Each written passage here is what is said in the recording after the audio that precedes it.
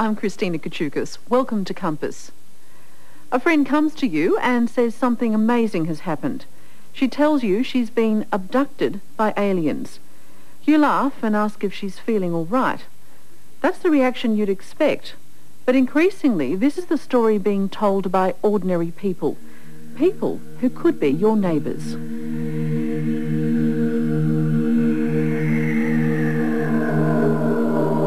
the early morning of the 8th of August 1993, my husband and I were travelling home along a country Victorian road when we encountered a craft that seemed to consist of orange lights and some blue fluorescent haze underneath.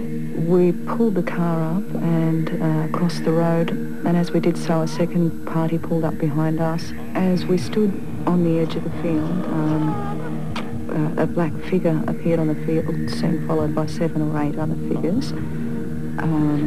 I felt this incredible sense of power go through me, and I began to scream hysterically that they had no souls. I felt a blow to my stomach which sent me back through the air to land on my back.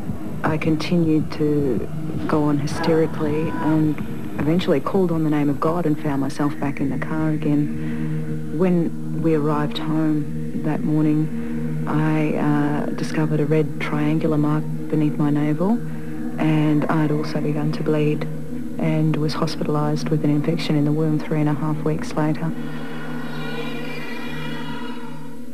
A phenomenon is being reported worldwide. Each year, thousands come forward to claim they have been abducted by entities they presume are alien or extraterrestrial. Whether or not we want to believe their experience happened, they believe it's real and suffer because of it. Yeah, it's cost me my marriage, it's cost me my privacy. Financially, it's just about killed me, and basically my whole life has fallen to pieces. Kelly Carl, not her real name, led an uncomplicated life with her family in the foothills of the Dandenong Ranges. Her encounter is one of Australia's most interesting cases because there has been independent corroboration. In the beginning, when I first reported the encounter, I thought I was going absolutely nuts for a little while, and I didn't really think even that researchers were going to believe me. But it wasn't until the second party came forward that this was basically relieved, because they had come forward with the same story and taken researchers to the same location. When I heard about it, I dismissed it as these must be some new form of psychosis. Anybody that takes this seriously must be suffering from some sort of strange aberration himself. I've now worked with intensively in the United States with about 100 people. John Mack is a professor of psychiatry at Harvard Medical School. Like most of us, he responded with disbelief to stories of alien abductions. But that changed.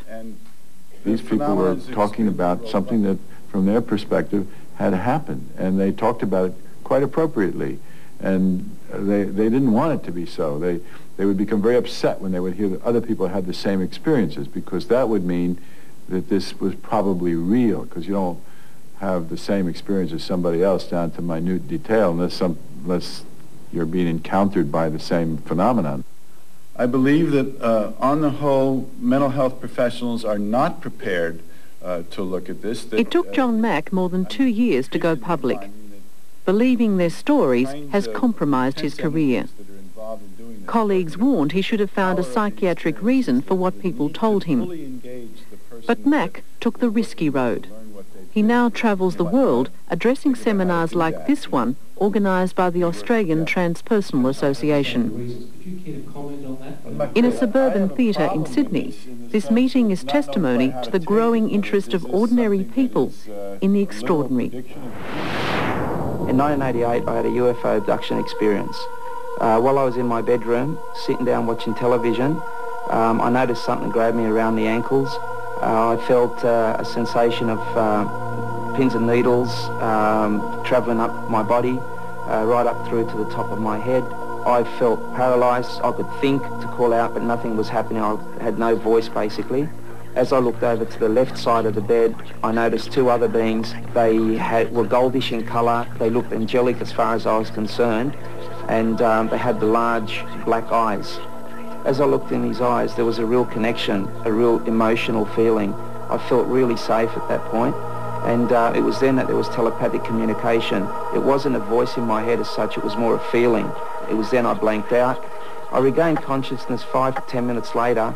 To me, when I first left the TV room, there was a show which just started, and apparently 2 to 2.5 hours had gone by, and I have no explanation for that missing time.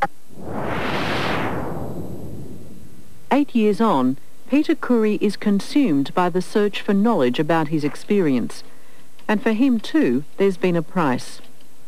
A questioning of his sanity and non-acceptance by some of his family.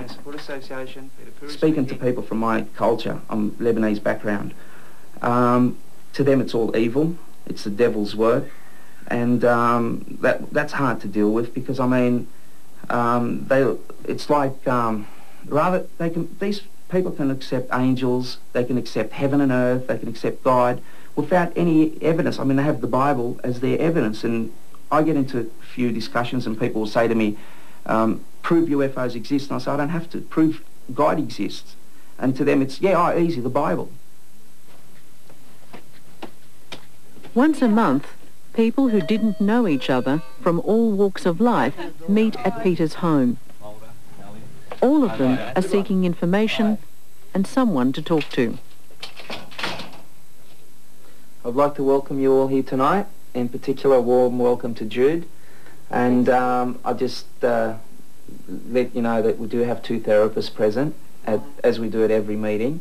And, this is the UFO Experience Support Association. As many as 15 people can attend a meeting, but only 3 braved the compass cameras.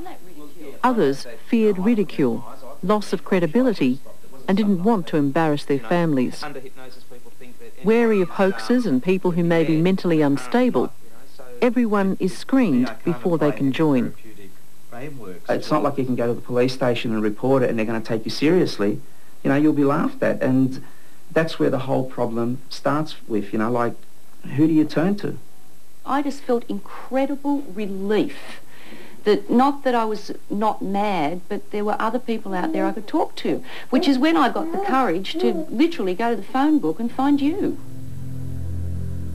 Despite the self-doubt and alienation, many abductees come through with a sense of life being bigger than just our backyard. What they believe often changes, and they see many more possibilities than they had ever imagined. I started to get interested in topics that I would never, ever have opened up my mind to them had I not had this experience. I basically started to accept the possibilities that, you know, there are different dimensions out there, there are different realities. When something happens that shakes this rock-solid foundation that you've built your mindset on, basically you've opened up this little gate and you discover there's an outside world, and there's so many other things that you can look at that your logical mindset would not have ever allowed you to look at before. In a modern society such as ours, where rationalist scientific thinking predominates, where something has to be proved to exist, the notion of alien kidnappings is met with disbelief and derision, something for Hollywood science fiction films only. What alien abductions do is challenge the view that human beings are at the centre of the universe and in control, and it also suggests that our reality is not the only one. Well, I suppose that the universe is far more complex and far more wonderful and far more unpredictable than we ever thought it was. Frank Fletcher is a Roman Catholic priest and a theologian. He understands why people feel uncomfortable about the notion of alien abductions.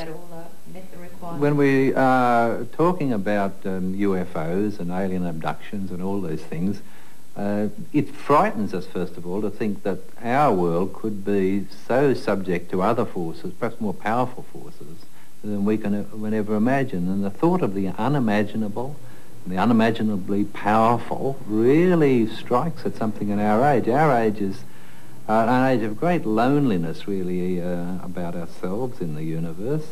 And we want security, and in so many ways, anything like this, yes. It frightens the way we've put the world together. Indigenous cultures around the world have long spoken of entities from other planets and other worlds.